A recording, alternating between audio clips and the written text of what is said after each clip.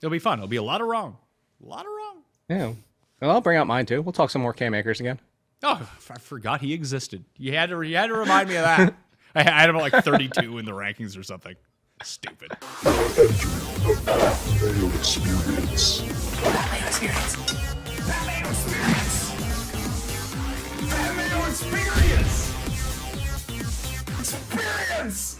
Welcome to the Pat Mayo Experience, the second week of the fantasy football playoffs, or the first week, depending on whichever league that you're in, is the Week 16 rankings debate by position. You want the rankings list? You hit the description. They'll be updated every single day.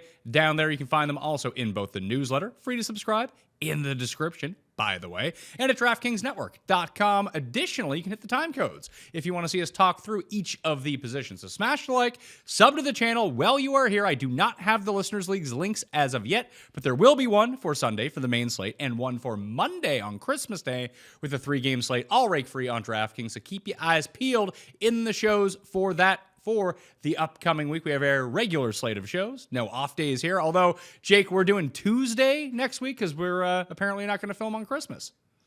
Yeah, because Christmas, I mean, I'm wearing my ugly Christmas sweater, and you're out here like ready. You're about to hit 18 in the links out there. Hey, it is a balmy day here today. It's actually, well, it's not nice out, but it's very warm.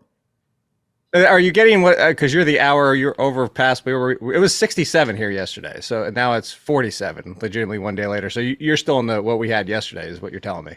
It's the first day of that. We have 3 days in a row of it being around like 70 degrees, and then I think it like stops and we get snow. Oh, okay. Well, there you go. Then yes, you should legitimately actually go hit some links. I'll try. I think we're going to get a lot of rain, unfortunately, would be the problem with that. Very high winds as well. I saw they just canceled the first day or the final round of the Q School to qualify for the PGA Tour. Had to push it to Monday down in Florida. So I would expect that the conditions that they canceled on Sunday would be the conditions that I am dealing with today. But who knows? Maybe I'll see if my course is still open. I don't think that's going to be the case in mid to late December. Either way, let's jump into the rankings to get people prepped to get them to the fantasy finals here in Week 16. The injury report for week number 16, Zach Moss exited the game. I do not have him in the rankings. I don't think he's going to go. I did put Jonathan Taylor back in temporarily, but we can talk about Trey Sermon as it pertains to the Indianapolis Colts, Keaton Mitchell, and Sunday Night Football. He's done for the season. So we're back to Gus, and we're back to Justice Hill, it looks like. Ramondre Stevenson, I'm just starting to think we're not going to see him the rest of the season. Kind of the same for Isaiah Pacheco. He will come back. But the more that they can coast, I think that the more leeway that they're going to give him in the Chiefs' schedule the remainder of the season isn't very hard. So why rush him back? Brian Robinson did not play. I put him back in the rankings for this week, but he could miss again with a hamstring injury. A.J. Dillon and this thumb injury. It's a broken thumb. They had him questionable all the way up until game time. They're like, oh, yeah, you can't carry the ball. So I have him out of the rankings again this week because he still has a broken thumb. Alexander Madison, I left out, but we can talk about what happens with him, with Ty Chandler, if he does return this week against Detroit.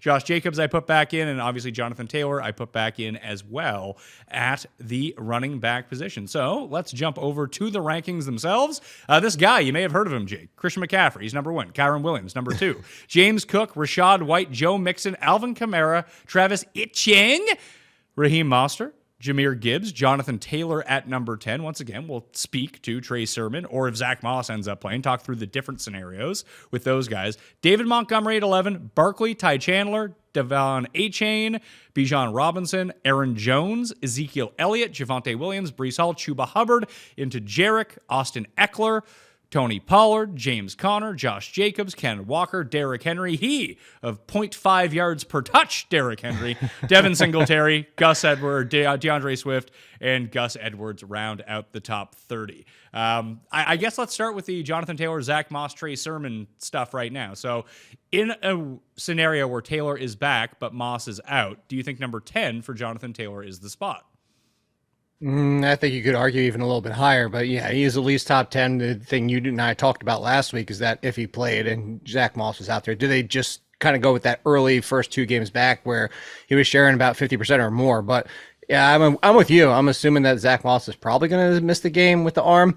The x-rays were negative, but I mean, you have Jonathan Taylor, and then even if Zach Moss plays with the arm, I guess Atlanta, like how much are they really going to use him off an injury? So if Jonathan Taylor's ready, this is weird though, because you and I talked about this for years, and I brought this point up a long time ago, is that if Jonathan Taylor was coming back and it was kind of like, yeah, he's iffy, but they bring him back, it would pretty much tell us like he's ready to come back. But now we have this uncertainty. Like, is he really 100% ready? Because we're not going to know with the Zach Moss situation. So, I think that where you have him at 10 is worth the risk that, maybe he gets eased in with how, I say good, part of it was because of what happened in that game and who they faced, but how good that both Trey Sermon and Tyler Goodson looked in that game, what could have been for Zach Moss.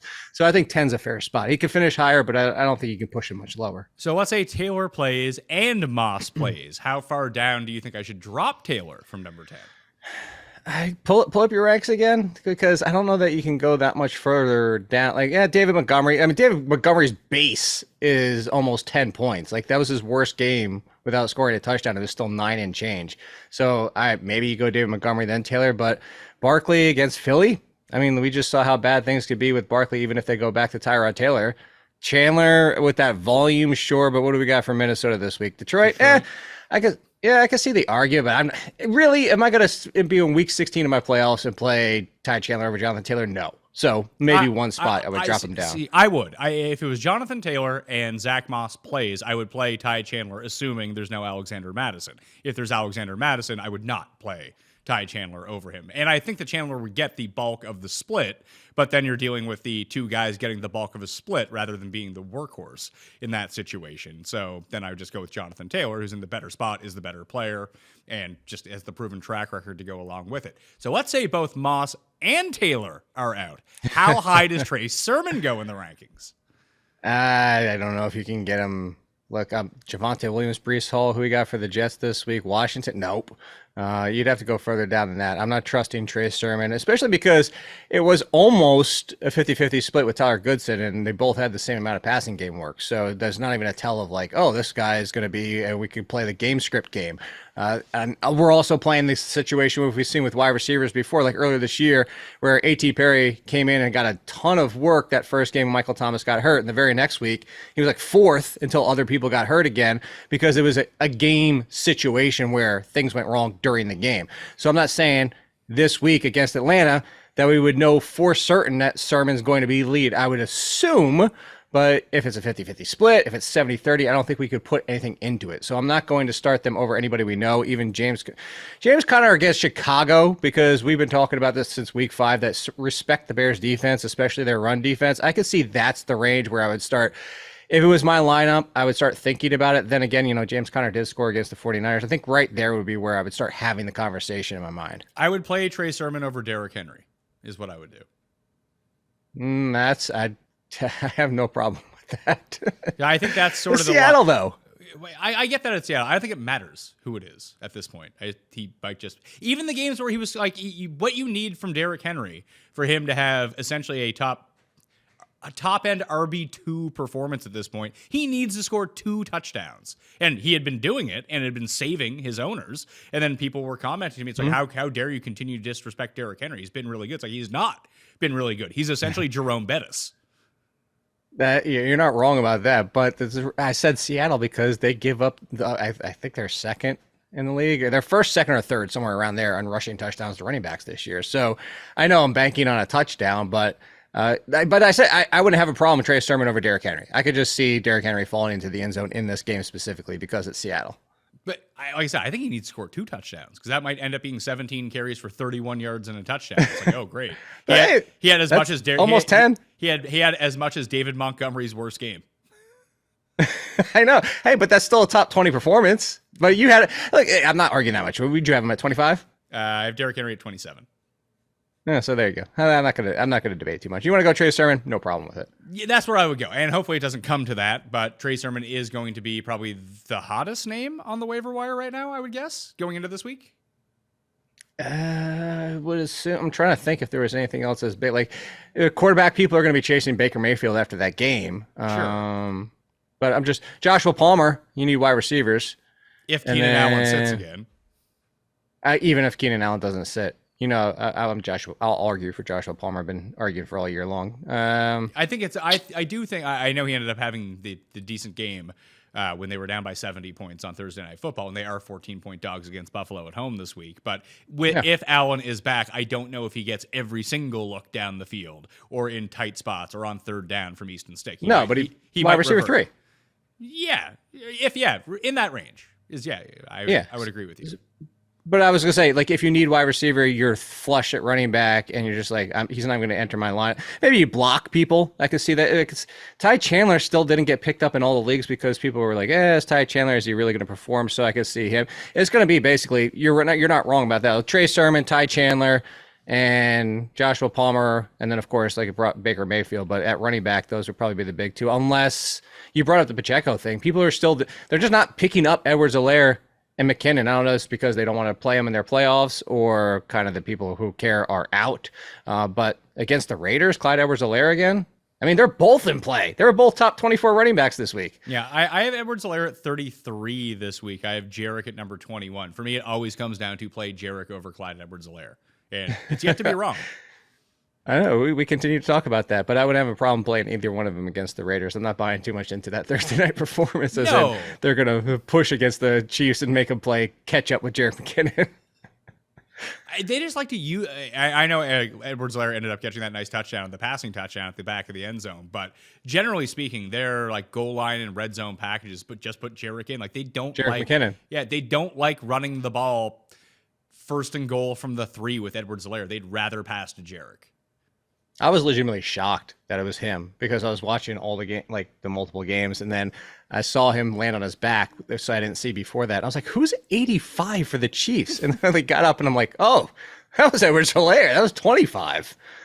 That seemed more like an aberration. It's funny because James Cook was able to get himself into the end zone. He started scoring from distance, which you always need him to do because what happened when they got on the 1 yard line? Well, they decided to give the ball to Latavius Murray, and then they did a push with Josh Allen. Like, it's not a handoff to James Cook, basically ever, if they get in close. But it's okay because James Cook has finally turned into what you were hoping at the beginning of the season. You were being stopped by the offensive coordinator situation with Dorsey. So things are better. Like, now this is the James Cook you were hoping to get this year.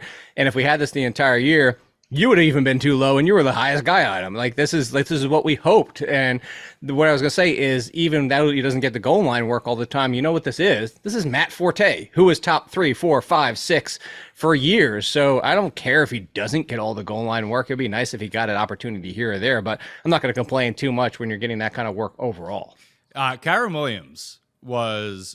It was just warmed my heart so much against Washington because he put the ball on the ground twice and lost both those fumbles. I don't want to say it kept Washington in the game, but it prevented the Rams from scoring too many points, I suppose, in the first half. But after his first fumble, he gets benched for Royce Freeman. Royce Freeman comes in and does everything. They get to first and goal. Royce Freeman runs. Nothing happened. Royce Freeman runs. Nothing happened. And then they're like, you know what? Benching time is over. Kyron, you're back in the game. Touchdown. It was beautiful. It was great, especially on that drive. And the funny thing is the prop, he hit the Vegas line for his rushing attempts was 20.5, which you know this. Everybody who watches, that's an absurd number for a rushing attempt prop. And he hit the over well before the game was even over. The other one, and I think that people, I don't want to say that people are going to give me the wonky eye because he's so high, but Rachaad White has been legitimately a league winner over the past month. He is, even though I don't love that term because everybody throws, not you, because everybody just throws that out now. He'll be a league winner. Pick him up now. Trade for him now. He'll be a league winner. Like, everybody just loves to say league winner. But you're not wrong. Rachaad White was what people hoped he could become and then some. Like, this has been absurd. Like, honestly, top 6. And you can maybe even argue a little bit like, go back to your rankings again real quick because I want to say, like, obviously Kyron Williams and Christian McCaffrey. But... Yeah.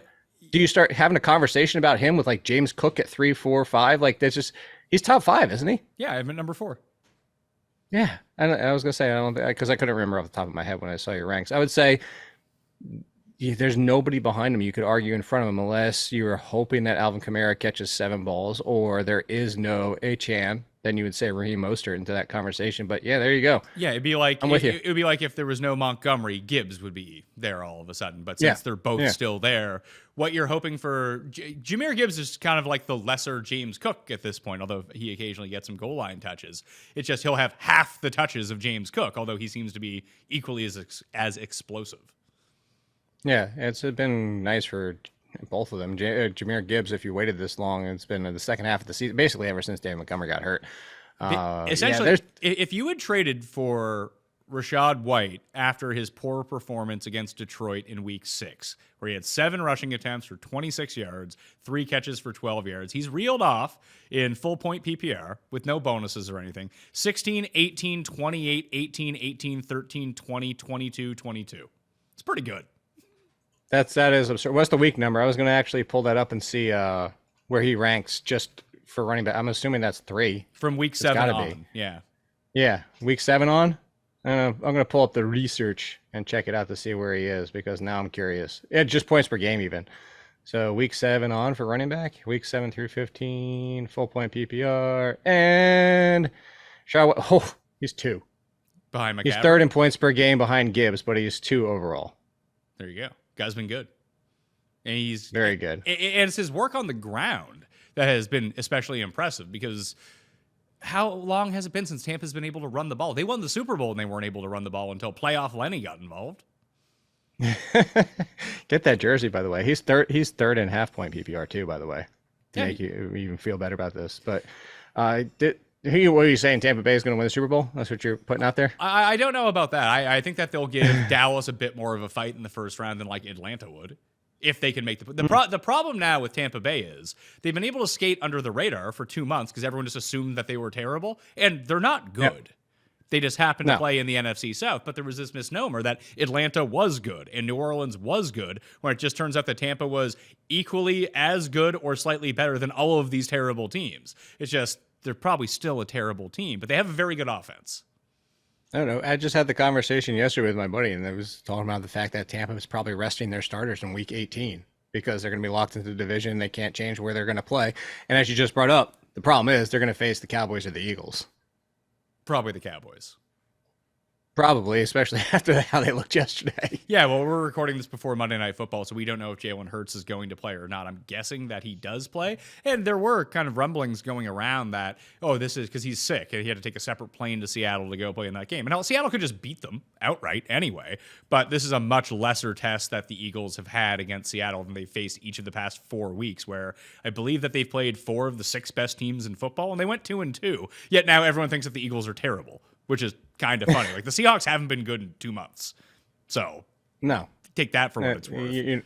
I think they could even pull through, even if it was Mariota. I think if they actually started running the ball again, they could actually win that game pretty easily, even with Mariota. But it comes down to the Eagles have to make that decision. Like, go back to your ranks. I'm not saying pull them back up. I'm saying, like, look at where you have Swift. Like, run the freaking ball. Like, that's when you were rolling through everybody, even if it was a tough matchup or not. And they just went away from it these past couple weeks, and it's been pass, and it's worked at times. But, like, we talk about it, like, real NFL all the time. You got to have some kind of balance. And I know that, like, Hurts does run the ball, and when they get into the goal-to-go situations, he runs the ball. It's just that balance just isn't there. You're letting teams just sit back, and it's failing them. But I think it could work. And then they get the Giants next week, so that shouldn't be a problem anyway. Well, that's the thing. This is their tough game that's left because they still have the Giants twice on the schedule. Twice. I know. Trust me, I know.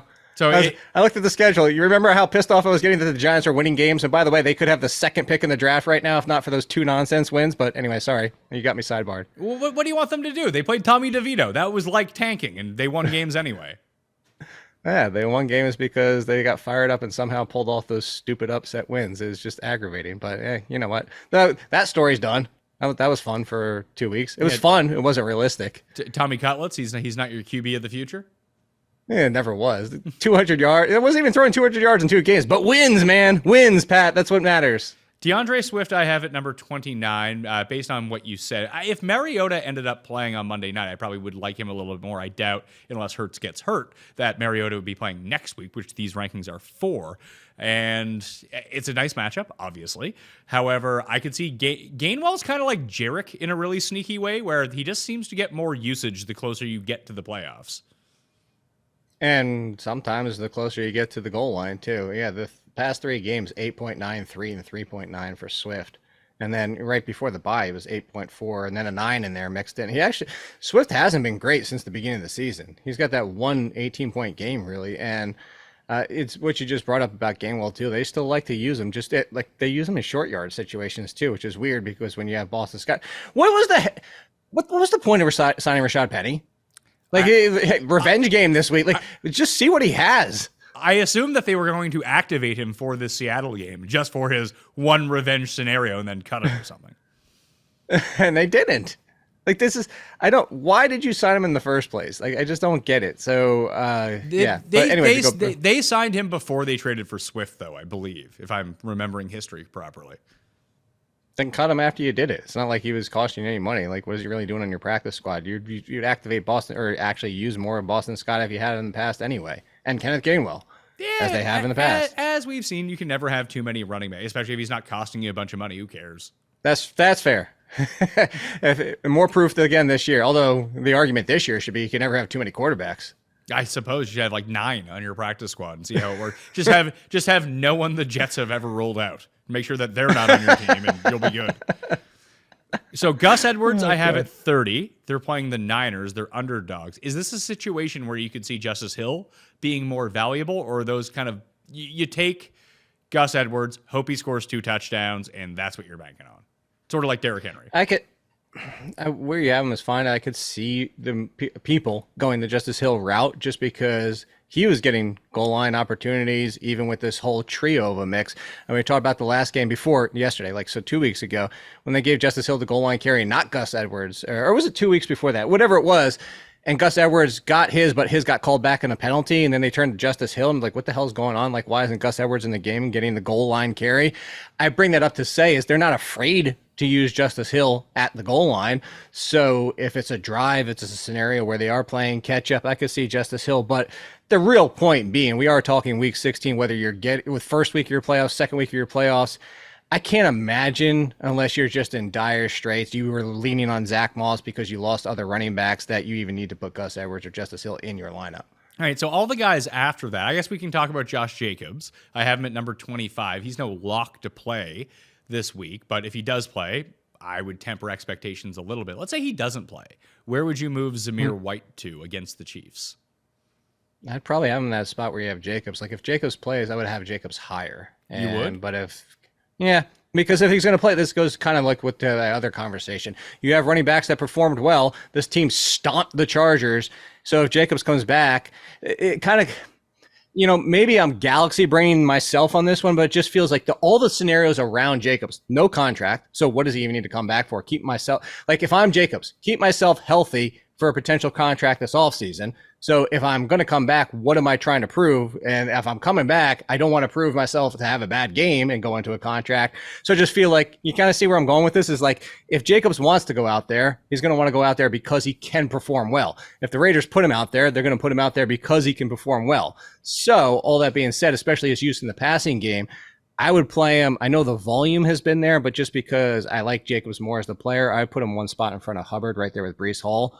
But I understand the hesitancy. I'll put him at 21. I think I'm just got to go with Hubbard based on that volume and the fact that he's not hurt. Fair. And the Packers D doesn't look great. It hasn't looked great in a while. Okay. Hey, the Giants look good. Idiots. Yeah. I'll move Josh Jacobs to 21. So Aaron Jones, I have at number 16. Let's say Dillon ends up playing. How far down does Aaron Jones go? Because I'm not playing AJ Dillon, but I'd probably move Aaron Jones into that Swift, Edwards, Warren range in the low 20s, high 30s. So we kind of went right past him. We didn't even bring up his name. I would play Aaron Jones still over Devin Singletary. I know the volume was there, and actually he was second of all running backs last week in running back touch percentage, as in he got almost all of it.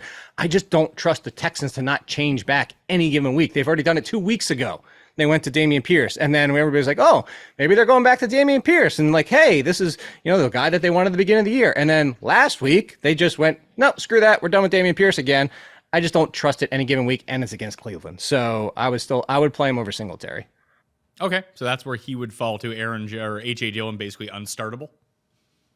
Yeah, especially you mentioned the thumb. I mean, are you going to even throw to somebody with a broken thumb? I wouldn't, but you never know what they're up to. If Brian Robinson plays, I have him at number 35 because it's still a pretty bad matchup against the Jets, although their pass defense is better than their run defense. Their run defense isn't bad. Yes. It's one of those weird misnomers that people bring up. It's like, well, if you want to beat the Jets, you got to run on them. It's like, it's still pretty hard to run on the Jets. It's just harder to pass on them.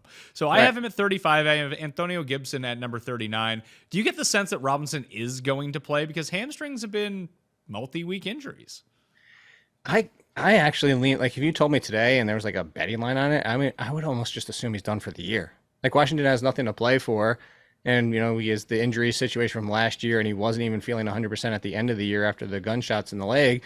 So, another hamstring, you bring it up, hamstring with running backs, multi-week injury to start with, maybe a week 18, best case scenario 17. I just feel like he's going to sit even longer. He didn't even practice last week, which is the big reason why I'm leaning to we don't see him this week. Okay, I'm going to take him out then, and I'll just put Antonio Gibson somewhere else. Gibson had 5 catches against the Rams in pure catch-up situation. I would guess he sees 5 to 8 targets again this week. Sam Howell is going to remain the starter for Washington against the Jets. Where should I put him in? Like, would you play him over 35? So you play Najee over him, but that would be it. Yes, that would be it. Because the Deonta Foreman, I mean, you can make a case that Roschon Johnson is now the guy. Roschon led the entire backfield. You could make the case. I'm not going to do it because I'm not touching a Bears running back in this situation, just like I didn't want to. Like, Deonta Foreman for the past 2 weeks was the highest and was right 2 weeks ago, but last week was wrong because I just do not trust that Bears backfield. You weren't digging his 6 carries for -6 yards? I know, right? We all had more rushing yards than Deonta Foreman in week 15. Okay, let's shift over to wide receivers because we picked up some injuries over there this time around. So we can take a look at Jamar Chase, diagnosed with a separated shoulder. I have my doubts that he's going to play this week. We'll see, but I have him out of the rankings right now. I have Jaden Reed in with a toe injury. He exited the game against the Buccaneers. We'll have to keep an eye on his status. Marquise Brown re-aggravated his heel. He's going to be iffy. He's probably not going to play if I had to guess. Who knows? Michael Pittman suffered the concussion, but it was on Saturday. Maybe in the last quarter of the season here, the concussion protocol stuff is speeding up a little bit more, as it turns out. So I actually think, you notice that? I have him in the rankings this time around. Olave, Tyreek Hill both missed week 15, as did Christian Watson. Nico Collins I had as missing week 15. Tutu Atwell with a concussion. Juju with an ankle. Keenan Allen also missed week number 15. I have Keenan in. I have Collins in. Tyreek in. Pittman in. And I believe I have Olave in as well, and Jaden Reed. So let's jump over to the rankings themselves. And I got Tyreek at number 1. If Tyreek plays, you play him. That seems pretty obvious. CD, AJ, Justin Jefferson, Amon-Ra, Ayuk, Debo, Diggs, Pittman, Devonta Smith. Easy game. Cooper Kupp, DJ Moore, Mike Evans, T. Higgins without Jamar Chase, DK Metcalf, Puka, Olave, Rashee Rice at 18, Jalen Waddle at 19.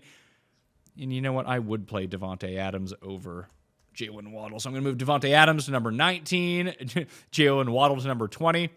And then I think it's a cutoff to the next tier of not necessarily like safe guys with upside, but guys with upside who are relatively safe. We'll call them Cortland Sutton, DeAndre Hopkins, Nico Collins, Zay Flowers. You just saw that Zay Flowers can take a big shit all over your chest if you really want him to, if you played him on Sunday Night Football. But if you played him, then you're probably not still in your league. So who really cares at this point? Drake London, Amari Cooper, Noah Brown, Brennan Cooks, Deontay Johnson, Chris Godwin. Nice little rebound game for Chris Godwin. Keenan Allen, Garrett Wilson, Calvin Ridley, Jordan Addison, Josh Palmer, Zay Jones, Elijah Moore, Jaden Reed, Terry McLaurin in a really bad matchup against the Jets.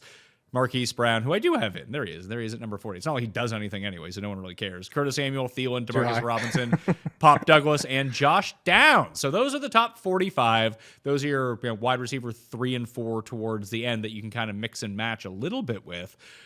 What are you thinking this week? Like, do you agree that that 20 line, like once you get from like Waddle, Sutton, like it's kind of a drop off in the tier of receivers? It is. That's still the Levis situation is going to be interesting. He's not playing, man. He looked dead. The weird thing is they said it's not seriously. While we're doing this, it was by Rappaport. Now I can't, of course, find the tweet, but the X-rays, everything came back clean, negative, And then Levis himself said it's not as bad as people think it is. So, I'll whatever that is. I'll put Levis back in when we get to quarterbacks. Oh, no. I wouldn't put Levis back in. I'm not believing this because, like you just said, that looked way too bad. But I like the fact that you made the joke about the concussion because it's like also these injuries too, where Trevor Lawrence is like, I'm playing through a high ankle sprain. Oh, I also got concussed in the third quarter. And like all of a sudden, like, oh, by the way, he got a concussion. So Trevor Lawrence out there, question mark, but everybody's magically fixed at this point of the season. So I would say, I don't think Levis on optics, after seeing that, I'm with you. Like, I don't think he's okay, but if he is, I think you do have to have Hopkins as in, just for your conversation. I would consider him that conversation. Like, you know what? Safe with some upside. I know that he does have the floor to be a 0, as we've seen, even with Levis. But, I mean, we're any wide receiver in the 20s. You just brought up Zay Flowers. I was really hoping that they were facing Cleveland this week so you could say Cleveland Steamer after you just said that. But, I mean, just the fact is like, once you get outside of really Cortland Sutton, Hopkins starts the conversation of you might get 1 or 2 or even a 0. So I don't think your Sutton point is. I would include Sutton, but that's what I'm saying. I would include Sutton in the tier, and then I would cut off right after him. Where would you put Noah Brown if Nico Collins can't play again? Assuming CJ Stroud is back, which I think that we all do. I would just swap them. They're still facing Cleveland.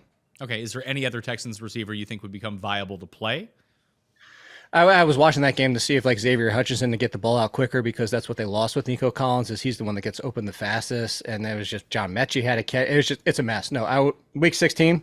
No, Noah Brown and then end of story. It would be Dalton Schultz as a tight end, but I wouldn't try to figure out which wide receiver, especially against Cleveland. I mean, honestly, you could hit a big play outside or you could pepper underneath, and still neither of those might happen. Yeah, Hutchinson ended up with 3 targets, and I think it's tough to manipulate as well, only because it was Case Keenum playing quarterback, and they tried. I think they like Hutchinson. He had the 3 targets. It got him involved in the rushing game as well. I think they like him more than Michie. So if there was a flyer to be had, I don't know how long it would take me to get there in terms of other people I could play in his place. But if it was between like Hutchinson and I don't know, like DJ Chark, I might just roll the dice if Stroud is back. If Stroud is back, I could see that. But I think the good conversation for Hutchinson would be like the Parker Washington. Parker Washington, similar to Christian Kirk, needs to get open quicker. And he did 3 catches for 6 yards. Whoop-de flipping do the. I know, like I was disappointed. And they looked his way, or I should say Lawrence looked his way a decent amount of times. But watching that game more, like even in the short area, it didn't hit a lot. Yeah, there was a lot of drops and bad throws on both sides of things, but he still looked to Ridley quite a bit in the quick area, so that actually opened up for him, and that's kind of a good parallel. It's like, yeah, that the role left out, and this is why I had like Parker Washington at like wide receiver 49 or something last week, is take the gamble. He could get 6 catches and pull in you a old school Patriots Jacoby Myers type of game. But it didn't happen because that role was also kind of sapped up a little bit by the lead wide receiver. And that's why I wouldn't be too worried about trying to figure out, even if it's Stroud, Hutchinson would still be like a desperation wide receiver 5 for me. I have all of the Jags receivers down because I have Beathard starting in the rankings and not Lawrence. From high ankle sprain to a late concussion, now in protocol, it's going to be hard for him to clear that. You forget what time of year it is, though. It is, and it's Trevor Lawrence. The guy doesn't miss games, but everything's magically fixed. I love everybody crapping on him. The dude's playing through a high ankle sprain, got concussed in the game, facing the Ravens. They're like, he's terrible now. They should get a new quarterback. Like, shut the what? Anyway, Jacksonville's a good matchup though. You pass against the Bucs all day long. I saw you. Where'd you have Calvin Ridley? 33. That's fair. That's with Beathard. That's still fair because there's upside there. Yeah, like I have Keenan Allen at 31. He might not even play. I have Garrett Wilson at 32, who had all of his catches on one drive, 3 for like 23 or something stupid like that. But it's a pretty nice matchup. And what if Aaron Rodgers starts? Now what are we looking at? Oh, God. Are we really doing this? No, I have Simeon starting. Don't worry. I'll check into his podcast where he doesn't want attention just to see if he's playing this week. Yeah, well, what about all of those unfounded rumors of him doing backflips on the field? It's like, does anyone have video of this? No. No, you trust me, bro. Take my word for it. He does the backflips after he injects himself with that horse tranquilizer or whatever the hell it is. The problem is looking at your low 30s and 40s, it's like, you know what? This could be an interesting play, but it's like everybody that you would consider has a bad matchup. Like Terry McLaurin bounced back a little bit. It was a lot of Curtis Samuel, which I liked last week, but it's the Jets. And like you kind of go down this list and it's like, oh, interesting. Oh, well, bad matchup. You know what? And Because this is it's problem. the Jets, I'm gonna move Samuel above McLaurin because that's just the route that I'm gonna move McLaurin to 43. I'm gonna move Samuel to 39. Just that Samuel's been better. Samuel's not only been better, but that is the route, and that's what the Jets will give you offensively, Wait, passing the ball. who do you have a quarterback For who? for the Commanders? Do you have Howell back in? Yeah, Hal's the starter. They announced him as the starter. Oh, they officially said that they're sticking with him. That this Because I would say after the game in the press conference, they said Rivera said they're going back to Hal. I was already working on waivers and watching the other games. So yeah, that's good. Then yes, Curtis Samuel needs to stay over McLaurin. And honestly, I would almost say independent of matchup. I was going to say Brissett would actually open up. I just said actually a lot. Would actually open up, to say it one more time, McLaurin, but still not a great matchup.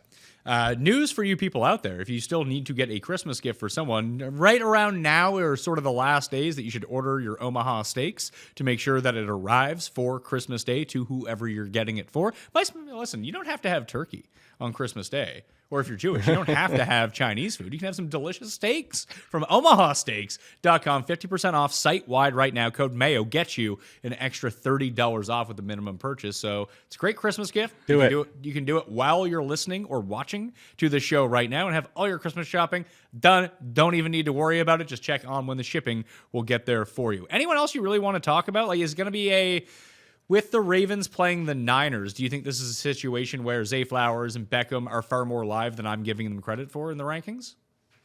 Where did you have them? Because we didn't talk about them. I have Zay at 24, and I have Beckham at 48. That's fair. Paul, Yeah, what that's fair. were you saying, Paul? Nothing? No. Okay. Josh Downs at 45. That's also fair. I wouldn't push him too much higher. In Atlanta, it's not the best for wide receivers because of game flow. And you know what? We didn't talk about that at running back. The Bijan Robinson. Good. You probably didn't even need to rank them because everybody who had Bijan Robinson is not playing. Because Cuss brings this up every week with Atlanta. Yeah, Atlanta has these amazing skill position players. They're so exciting. Like they're not exciting, and maybe these guys just aren't that good. Like that could be it. No one wants to believe that could be the case, but maybe Kyle Pitts and Drake London, Bijan are like all right, but they're not superstars. Maybe that's an outcome of this. I think Bijan and Drake are superstars. I think Kyle Pitts might just be overly athletic, kind of like Winslow Jr. I could see kind of situation. Like he's good. Another team. This is an Arthur Smith and quarterback problem. Holy crap! I pulled the video from that Desmond Ridder interception. Thank you, by the way, for the interception for hitting the over. Holy hell! What was that? But don't throw it. You're running left. You threw well, that's not a cross. You threw away from your body directly to the Panthers defender. Like this is it's a quarterback and offense problem. Like Arthur Smith is likely gone, and I have a feeling a lot of people are going to be getting excited about Bijan Robinson and Drake London for next year and for warranted purposes. We just saw 2 weeks ago what Drake London could do if you actually gave him double-digit targets. This is in those catches he was making. These are terrific players. It's just Arthur Smith and that team just destroy everything. Honestly, what's the difference between that team's offense and what the Jets do to players? I suppose that you're right. I hadn't considered it that way. It's that bad. This is Matt Nagy with the Bears. Like this, it's that bad. They're ruined. How many coaches do we have to talk about with this? Go back to the Broncos. The Broncos under the old regime. This is miserable. Nathaniel Hackett. This is Nathaniel Hackett ruining people. Anyway, that's the point there. But Bijan Robinson, man, that sorry if anybody got through there and didn't make it with Bijan Robinson. Actually, if you had Bijan Robinson, Derrick Henry, and Saquon Barkley, which you could never have on a single team, you didn't make it through the playoffs. Yeah, it's a tough scene. Jaden Reed, let's say he misses and Christian Watson is out. Would that entice you to bump up Romeo Doubs at all? Or Wicks? No, you or know who I'm whoever bumping up. There you go. My boy, Dontavian Wicks. You know I like Wicks, and I would legitimately bump it up. Pure talent-wise as a player, might never hit it. Not 100% pure as an NFL player. He's still raw in some areas, but he has that number one, number two ability for the NFL, where I think that if you told me side by side, I'm taking Wicks over Romeo Doubs every single time. So I'm saying that to say, yeah, you can move Doubs up a few spots, but I think Dontavian Wicks clearly comes into play, and you have your cursor right next to Terry McLaurin. if there was no Watson and no Jaden Reed, I'd put Wicks in front of Josh Downs. Okay. I can get on board with that. Yeah. All right.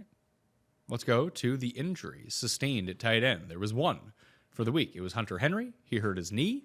That's not great news for Bailey Zappi because that's basically the only guy that he can throw the ball to accurately. As soon as he went out of the game, they couldn't do anything else on offense. However, for the first time this season, Jake, Travis Kelce is not the number one tight end in the rankings.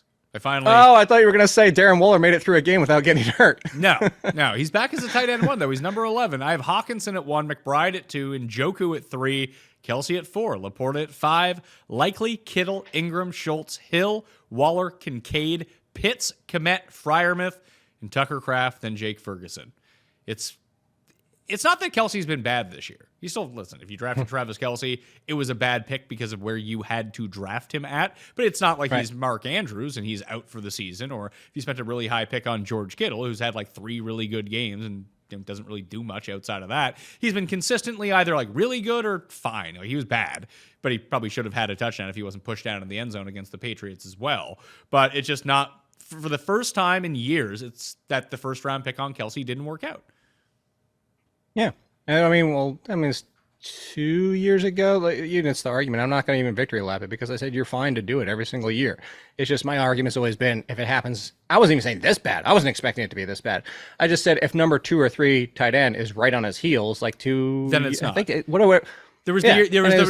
were talking about the Mark Andrews year, and I would still say that yes, if you went back and reverse engineered how drafts went, that you're right, that taking Kelce as high as he was for relative value at his position because he didn't outscore Mark Andrews or he lost to Mark Andrews by a point or something like that, whatever it was, that it didn't work out in that sense. However, it was a historically good year for Mark Andrews, and Kelce was still on a ton of league-winning teams. Like, you didn't have to have Kelce if you had Andrews, but if you didn't have Kelce, you had to have Andrews, and Andrews was in a mix with like 5 other guys that could be the breakout one, and you would have had to get that right, where you still got Kelce right. This year, Kelce was wrong.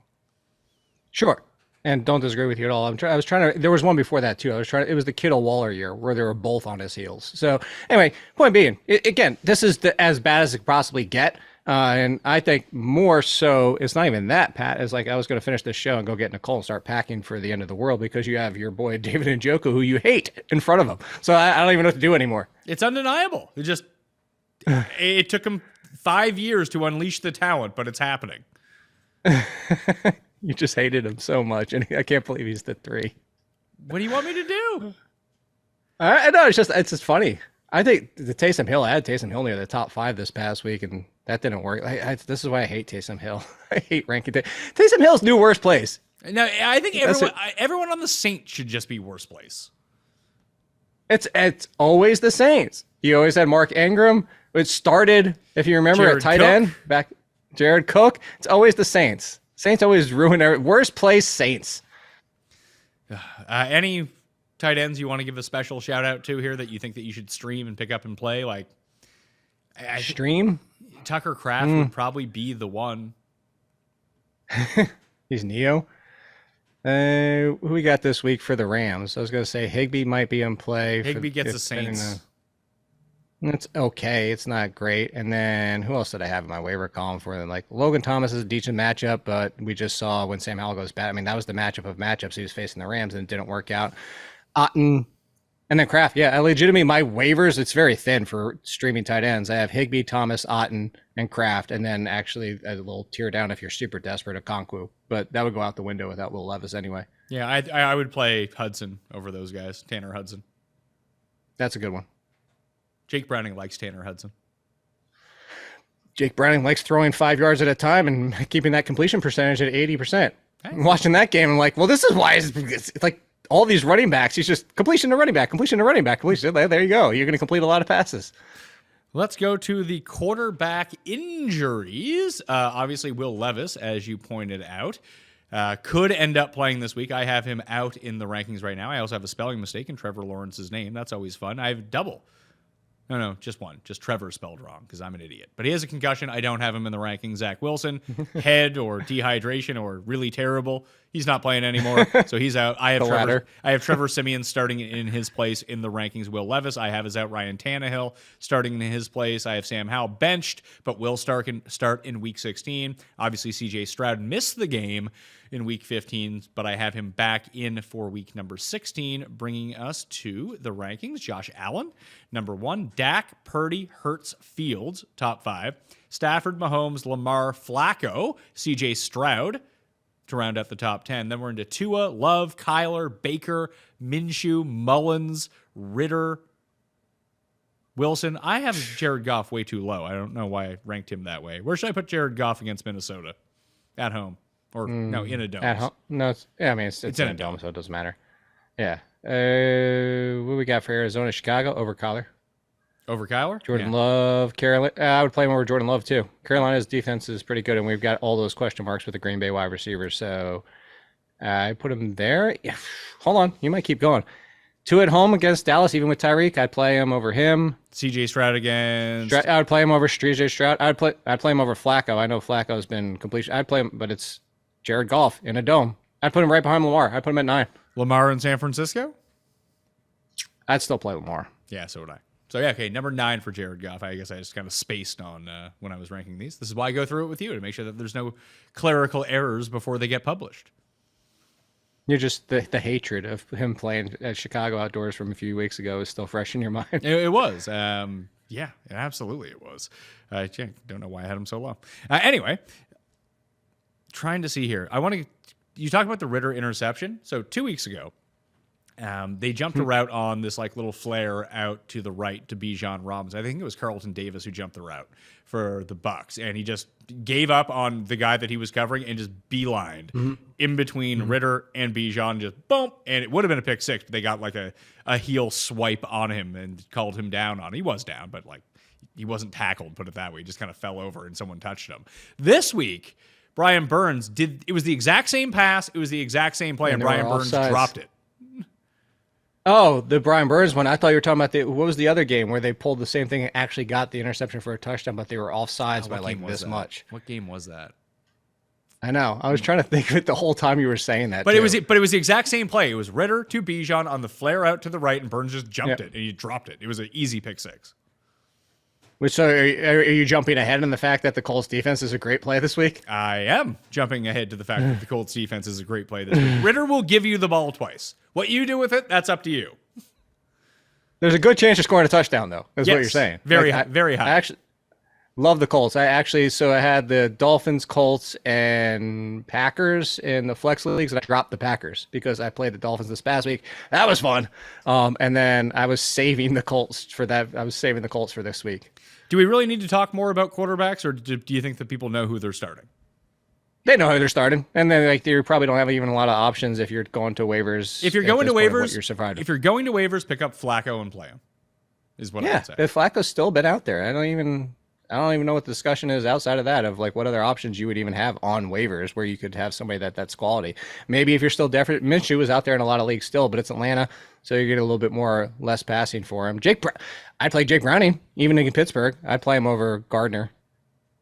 Yeah, that's if you can pass on. Like Atlanta's run defense actually isn't all that bad. You can pass all over them. The issue is they just give you the ball on short fields and encourage you to run against them. Yeah. That's the problem. But I kind of thought they were going to defenses. Sorry. Yeah. Defenses. Let's. I don't have Indy at 1. I have Buffalo at 1. Buffalo, Jets, Denver, Indy, top 4. Then Detroit, San Francisco, Philly, KC, New England, Chicago, top 10. I do have Green Bay at number 11 against Carolina, Cincinnati, Cleveland, Atlanta, Dallas, Pittsburgh, Seattle, the Rams, Baltimore, and New Orleans. I ranked 20 this week. Who do you like from this list? You just mentioned everybody in my waivers inside your top 20. The only one I would push a little bit higher because it's the Saints. I would put the Rams a little bit higher just because of those turnovers. Derek Carr just had a pretty decent game, which means what we're getting this week. We're getting bad Derek Carr. Actually, legitimately, my waivers, are they the same order? I think this is the first time we might ever have the same. No, one's flipped. I went Denver, Green Bay, Cincinnati, Chicago, Rams. I have Chicago. I should probably go Chicago higher. You're not wrong on that one. Would you play Atlanta or would you play the Rams? Because the Colts also like to turn the ball over. They do? I mean, you can get your Minshew game where he's also just giving you the ball. I don't know. I think I would lean slightly the Rams, but if you're so this is what makes us good at ranking defenses is that we work so well together. But if I had this is the one area I always give you the edge in defense. So if you want to keep Atlanta in front, I have no problem with it. I'll keep Atlanta by a spot because I wasn't initially very high on because the Rams defense isn't all that good. And like It's not. but they don't. And like even against Howell, it's not like they were turning him over at will. They had a good game, obviously, against Howell, but I don't know. They're sort of they remind me a lot of the Raiders defense, and the Raiders defense just got there. So it's not to say that any defense can kind of get there. We saw an Arizona touchdown get taken off the board on a special teams return. Like it can happen for a defense. Any defense you can kind of play and maybe get away with it, but they're just sort of a solid defense that they don't give up a lot of big plays. You know, they kind of stuff the run a little bit. They don't, they'll give up a few first downs, but not a ton of touchdowns. It's weird. Like they're a bend but don't break defense, but they're not like, even with Aaron Donald, it's not like they're in the backfield every play. No. You're basically, what the Carolina Panthers defense has turned into is pretty solid defense, but they actually do sometimes get some turnovers, unlike Carolina. I shout out to John Legeza for pointing this out, but I believe the Panthers, as a collective unit this year, have given up a total of, I think it's 13 rushing yards to quarterbacks. Really? Yeah. Even Ritter yesterday. I think Ritter was like 3 for -5 or something. Hold on, I'm going to pull it up. They have, now that is, you're off by 1 because they are now 47 attempts for 9 quarterback rushing yards on the season. Isn't that crazy? Do you know what the next lowest is? I'd say The Patriots at 116. Which is funny because the Patriots historically are really bad against mobile quarterbacks. Now, maybe it's a product of the schedule that I haven't looked at. Like, it's not like Derek Carr is going to be running for a bunch of yards against you. And Baker's been running for a few yards this year. So even to limit him a little bit. Desmond Ritter minus, Carr minus, Geno minus, Goff doesn't count, Cousins doesn't count, Tua minus, Stroud 13, Minshew 5, Badgett 12, Dak 6, -3, Cooper Rush -3, Will Levis -2, Baker Mayfield 0 for Carr -2, Winston -2, Ritter. They haven't played a plethora of mobile No, quarterbacks. but there's some that can run for 15, 20 yards, and more games. The majority are negative. They're not even like, hey, they got 8 yards. The majority of these are negative. Yeah, so the bet is Jordan Love under rushing yards this week. Love it. See what I did there? That wasn't even on purpose. Boom. Nailed it. TheAthletic.com. You will have your rankings. I'll have my rankings updated every single day. Probably not Christmas Day because, it's Christmas Day. I don't want to do that. I can't because of the widget. They lock in. So, but I will still answer questions, unlike Pat Mayo. I'll jump into my comments. But yes, over at The Athletic, waivers and ranks. And just like you, I'm not going to leave you hanging this week. I will continue to update the ranks all the way up till kickoff on Sunday. And we'll have one more of these ranking debate shows for the fantasy finals in week number 17. I obviously do not do a week 18 show because that's ludicrous. You, however, will be doing rankings for week 18.